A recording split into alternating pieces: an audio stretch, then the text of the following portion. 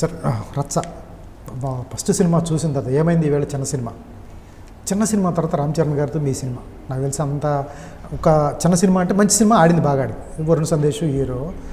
ఆ టైం తర్వాత ఒక పెద్ద hero mega power star Ram Charan cinema అవకాశం రావటం నాట్ జోక్. ఇప్పుడున్న టైంలో అసలు రాదు. అవును, ఆ టైంలో అవకాశం వచ్చింది. ఎలా నమ్మారు, ఎలా నమ్మించారు?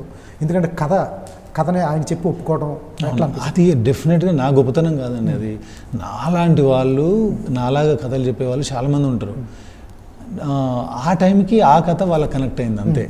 కాకపోతే నేను అప్పుడు ఏదైనా ఒక కథనే నమ్మేవాడినండి. అంటే నేను అందులో చెప్పిన బిగినింగ్ చెప్పిన కంటెంట్ ఇంకా ఒక ఐడియా చెప్పాను అనమాట. ఆ ఐడియా చరణ్ గారికి బాగా నచ్చింది.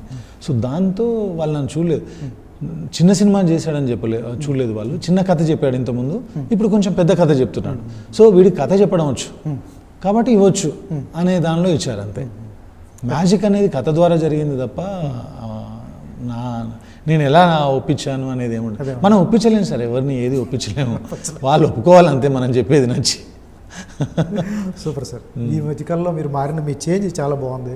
మాట్లాడే దానిలో చాలా చాలా బాగుంది సార్. ఎట్లా ఉండేవాడు రామ్ చరణ్ ఆ టైంలో? ఎందుకంటే అతను ఇప్పుడు ఎప్పుడైనా హిజ్ ఎ రాయల్ పర్సన్ అండి, అంతే. రాయల్గా ఉంటాడు.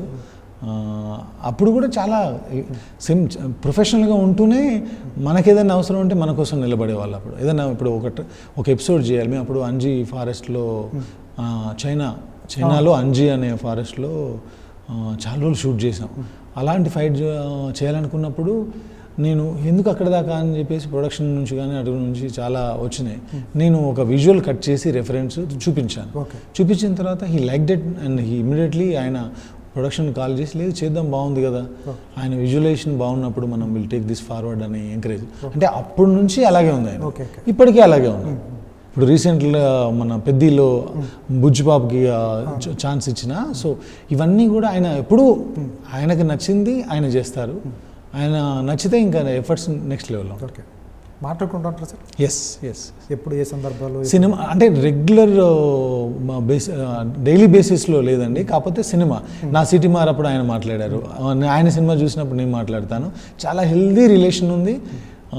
మళ్ళీ నా వైపు నుంచి నేను ఒక నేషనల్ రేంజ్లో సౌండ్ చేసిన తర్వాత నేను వెళ్ళి కథ పిచ్ చేస్తానండి. ఇప్పటి వరకు రచ తర్వాత నేను ఆయనకు మళ్ళీ కథ చెప్పలా.